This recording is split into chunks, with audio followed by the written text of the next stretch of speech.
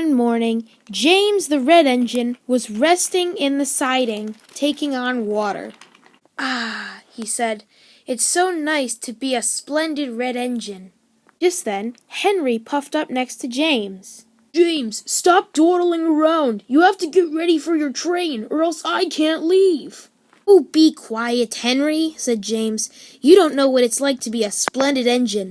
Just go puff into another tunnel or something." Fuming, Henry puffed away angrily. James chuckled. "I'm not pulling any train today. It's too hot out. My paint will shine in my eyes and I won't be able to see." So James closed his eyes and went to sleep. When James woke up, he found the fat controller angrily standing in front of him. "James," he said, "you slept through the entire day. Now, your train, along with Henry's, since he told you he couldn't leave unless you took your train, are both a day late. I'm very disappointed in you. Henry will now have to take his train first." So Henry buffered up to his train and puffed away. As Henry puffed on, he was still cross with James for yesterday.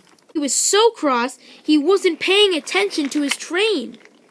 Henry had dropped some large stones onto the track, and that track was the same track that James would be taking a few minutes later. James backed down onto his train. "Careful," warned Thomas. "Those trucks are very troublesome today. I had trouble shunting them into the siding." "Oh, be quiet, Thomas. I know how to handle troublesome trucks." And James puffed away. The trucks began to giggle.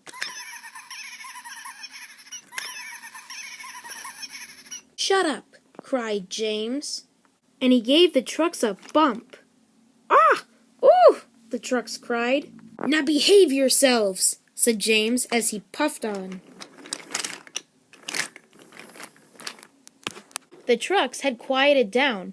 James thought they were behaving, but they were really trying to figure out a way to pay him back. James had to stop at a junction because up ahead the workmen were trying to clear the stones that Henry had left behind on accident, patiently waiting for the signalman to switch the tracks for the other line. But the trucks had other ideas. "On, on," they said, and banging their buffers, they pushed James over the points. James, and he rattled toward the stones. "Stop it, you idiot trucks," James cried. James let out a warning whistle. The workmen ran clear to the safety of the work coaches. James shut his eyes and braced for impact.